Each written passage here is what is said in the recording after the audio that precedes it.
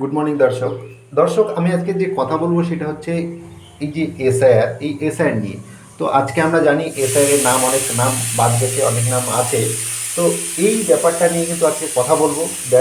কেন নাম বাদ গেছে, কী কারণে নাম বাদ গেছে, সেই বিষয়টা নিয়ে কথা বলবো। তো এই যে আপনারা যে দেখছেন যে হচ্ছে অনেকজনের নাম কিন্তু ডিলিট হয়ে গেছে, আন্ডার জাস্ট এসে মানে আন্ডারে আছে, মানে জাস্টিফিকেশন আন্ডারে আছে, রিচার্জিংয়ের আন্ডারে আছে। তো এর ফলে কিন্তু অনেকেই বিভ্রান্ত হচ্ছে, অনেকে কিন্তু সুসাইড করছে। তো এর মধ্যে একটা ঘটনা বলি। আচ্ছা, রাহুল ব্যানার্জিকে তো আপনারা চেনেন, তিনি কিন্তু সম্প্রতি মারা গেছেন। অনেকে সেটাকে হচ্ছে এসআইআর এর সঙ্গে তুলনা করছেন যে এসআইআর এর কারণে কি মারা গেল রাহুল ব্যানার্জি। তো এইটা একদম হচ্ছে না। রাহুল ব্যানার্জি মারা গেছে উড়িষ্যার এক দ্বীপে, মানে দ্বীপে বলি বিচের মধ্যে শুটিং করার সময়, সমুদ্র বিচে শুটিং করার সময় সেখানে হচ্ছে কোনো কারণে হচ্ছে অ্যাক্সিডেন্টে সেখানে পড়ে যায়, সেখানে কিন্তু তিনি মারা যায়। তো এসআইয়ের কারণে না, অনেকে হচ্ছে এটাকে বুঝতে চাইতে। তো সেইটা বিষয় না যে ইলেকশন কমিশনার যে ভুলগুলো করেছে বা একটা আনজাস্টিস করেছে কিছু মানুষের সাথে, সেটা নিয়ে কথা বলবো। তো যেখানে কথা হয়েছিল যে ভোটার লিস্ট নাম থাকবে কাদের, যাদের হচ্ছে 2002 সালে নিজের নাম অথবা বাবা মা মার কারো নাম যদি থাকে, তাদের কোনো ডকুমেন্ট দেখাতে হবে না, বাকি সবার ডকুমেন্ট দেখাতে হবে। এবার ডকুমেন্টের ভাগ আছে, কারো অনেক রকমের ডকুমেন্ট আছে।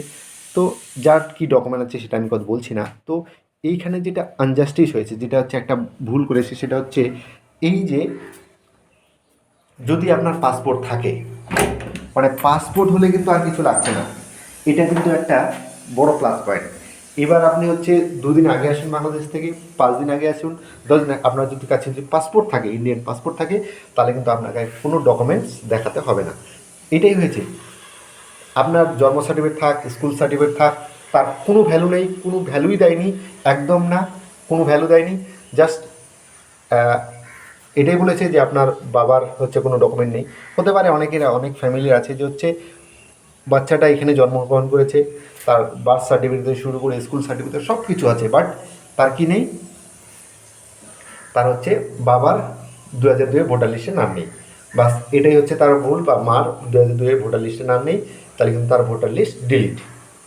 এইবার সেম কেস, এক ধরুন একটা গাছের দুটো ডাল। এইবার অন্য ফ্যামিলিতে কি হলো, যে যেই ছেলেটা হচ্ছে পড়াশোনা করেছিল, এখানে জন্মগ্রহণ করেছে, তাকে পাসপোর্ট বানাতে গেলে কী লাগবে, তার Aadhaar card, voter card, school certificate এগুলো দিলে কিন্তু হচ্ছে, জন্মসার্টিফিকেট দিলে কিন্তু পাসপোর্ট হয়ে যায়। এই সে যদি পাসপোর্ট বানিয়ে থাকে, তার বাবা মার ভোটার লিস্টে 2002 নাম না থাক, তার বাবা মা হচ্ছে থাক না থাক, কোনো ম্যাটার না, যদি পাসপোর্ট জমা দেয় তার কিন্তু ভোটার লিস্টে নাম যায়নি। বাট যাদের হচ্ছে স্কুল সার্টিফিকেট, জন্ম সার্টিফিকেট সব কিছু আছে, তার কিন্তু নাম কাটা গেছে।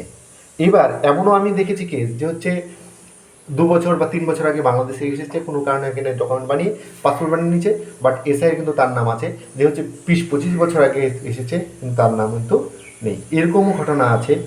এমনও ঘটনা দেখেছি আমি হচ্ছে যে মার ভোটার পাসপোর্ট দিয়ে হচ্ছে ছেলের ভোটার লিস্টে নাম চলে আসে, কিন্তু ছোট ছেলের, বড় ছেলের কিন্তু ডিলিট, সেটা কোনো ফেরানোর উপায় নেই।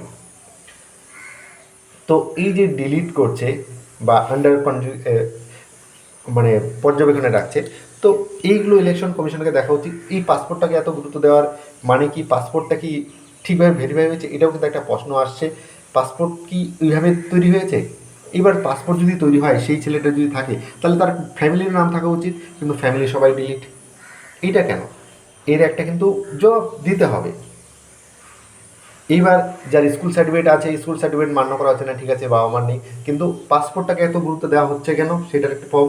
তারপর আরেকটা বলি হচ্ছে, বলেছিল ডোমেশিয়াল, ডোমেশিয়াল দিলে নাকি হয়ে যাবে, কিন্তু ডোমেশিয়াল দেওয়ার পরে কিন্তু সবার হয়েছে না, ডোমেশিয়াল দেওয়ার পরেও কিন্তু সবার হয়নি। এখন এটাও করেছে যে ডোমেশিয়ালই বন্ধ করে দিয়েছে।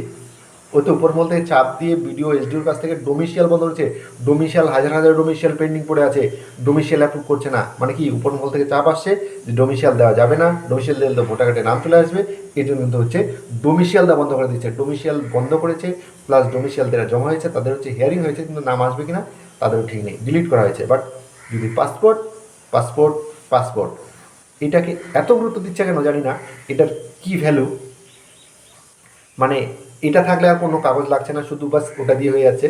তো এইটা কিন্তু একটা আমার প্রশ্ন, যে এই পাসপোর্টকে এত গুরুত্ব কেন, আর অন্য কোনো ডকুমেন্টকে কেন না? কেন বার্থ সার্টিফিকেটকে গুরুত্ব দেওয়া হচ্ছে না, কেন স্কুল সার্টিফিকেটকে গুরুত্ব দেওয়া হচ্ছে না, শুধু পাসপোর্টকে কেন? তো এটাই আমার প্রশ্ন তোমাদের কাছে, যেটা তোমাদেরকে হচ্ছে এত লাইক করে এত শেয়ার করার জন্য এই ভিডিওটা হচ্ছে ইলেকশন কমিশনের কাছে পৌঁছায়, এই ব্যাপারটার জন্য দেখে যে এগুলো কিন্তু ঠিক হচ্ছে না, একটা আনজাস্টিস হচ্ছে, মানে হচ্ছে কোথাও একটা বড় ভুল হচ্ছে। এটা কিন্তু অবশ্যই দেখতে হবে, খতিয়ে দেখতে হবে।